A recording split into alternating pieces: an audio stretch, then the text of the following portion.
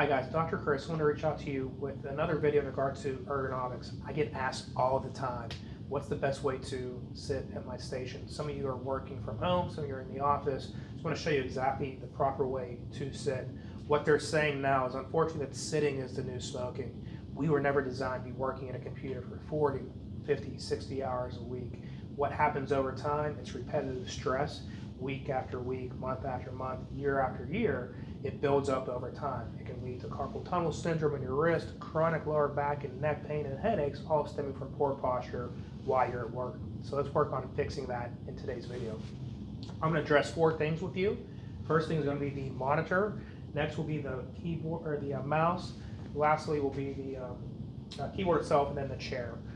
And in regards to the monitor itself, the distance as well as the height. So we're talking about the height. When you're looking straight ahead, you want to make sure that your eyes are centrally located in the middle of the screen. Next is the distance from the computer to you. If you stick your hand straight out in a knife-like contact, cross that over, and then the tips of your fingers should be where the monitor touches. So if the monitor is too far or too close, bring that closer or push it away accordingly. In regard to the height, the best way to address the height of the monitor, if you don't have a riser, would be to put a ream of paper underneath it, or you can elevate or decrease the height of your chair. Next will be the mouse. In regards to the mouse, we want everything to be at 90 degrees. When you're doing the mouse itself, the elbow is going to be at 90. You want to have a nice neutral wrist. You don't want it to be too flexed. You don't want it to be too extended. You don't want it to be too flexed either. You want to make sure it's in a nice neutral position. And as long as you're in that position, you're good without a mouse pad that has a wrist guard to it. I like these pads. They're not costly at all, and it's more designed as a rest, but you don't want to put all your body weight on it, just enough so you can kind of feel your wrist on it, and that helps allow you to keep your wrist in that neutral position.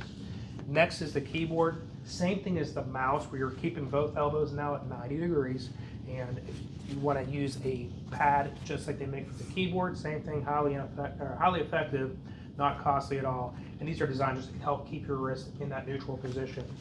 Same method takes place. You don't want to be too extended, too flexed. You want to make sure you're in a nice neutral position. And I did forget to mention, if you're on a monitor that has 2 screens on it, and you're working between screens, you want to try to have it divvied up so we're not having a complete rotation of your neck from left to right. You want to have these angled so you're looking completely in the middle of both of the screens, and that decreases the range of motion of your neck that you're going from side to side with. Next is going to be the chair.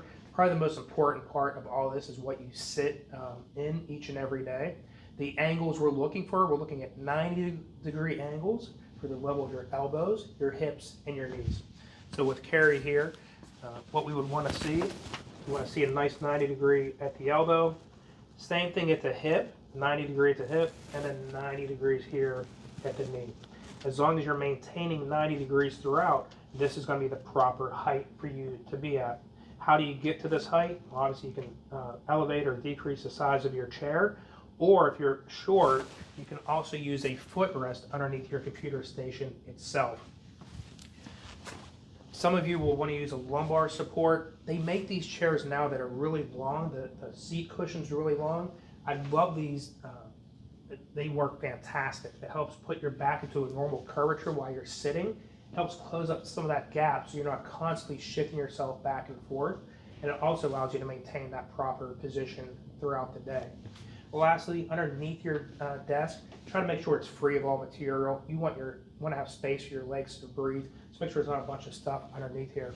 Your homework assignment is this: take a picture of your current station you're at now while you're sitting at it. So have one of your fellow employees take it, or if you work from home, have your spouse or your kids take it, and then bring that into me. We'll make a couple changes, and then we'll reshoot it, have you take another picture, so before and after.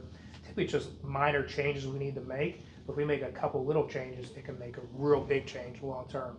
Hope this helps. If you need anything at all, let me know next time you're in the office. Have a great day.